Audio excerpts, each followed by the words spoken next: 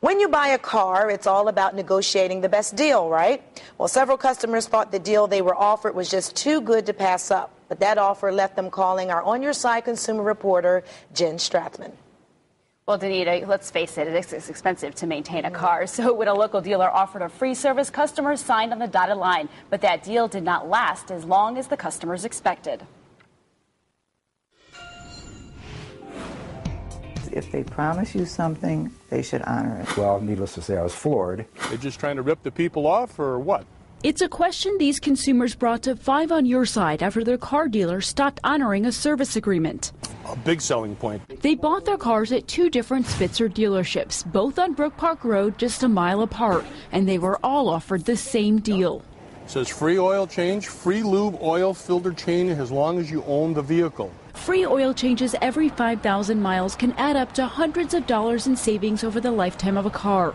All 3 consumers say Spitzer honored the deal over and over with no questions asked. Suddenly, without notice, their lifelines ran out after just 5 years. Rich's car only has 17,000 miles on it. It's like a breach of contract as far as I'm concerned. All 3 consumers got the free oil changes at Spitzer Buick Cadillac on 109th and Brook Park Road. This spring, Spitzer put up signs telling consumers, "We have moved to 130th and Brook Park Road, 1 mile west." We had a customer take a hidden camera to the 130th location to ask about the move. Am I doing maintenance for my Buick over here? You can. Okay. It's up to you. The free oil changes are gone. What happened to those? They were given out through Spitzer Buick and Cadillac.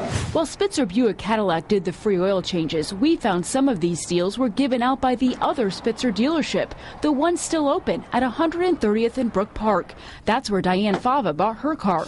It's all one in the same place. But they should honor what they committed to. The fine print of the certificate says good only at Spitzer Buick Cadillac, but consumers like George Mallory say it's the Spitzer logo on the certificate and the Spitzer logo on the dealership doors that sold him on the car. We keep going back to that name, whether it's Buick, Dodge, Mitsubishi, Kia, what have you.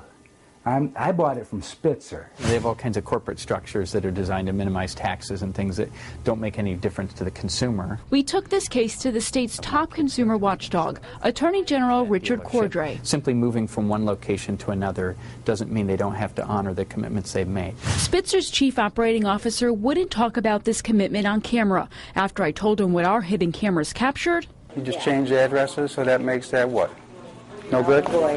And what the certificate said, the chief operating officer asked consumers to call him directly. I just got the news from Jen Strathman that you're going to honor my lifetime oil changes on my Buick. The chief operating officer blamed miscommunication for the deal Spitzer stopped honoring. Customers in 5 on Your Side were both assured the deal will restart and last for as long as the customers own their car. Without your help, I'm convinced that it wouldn't have happened.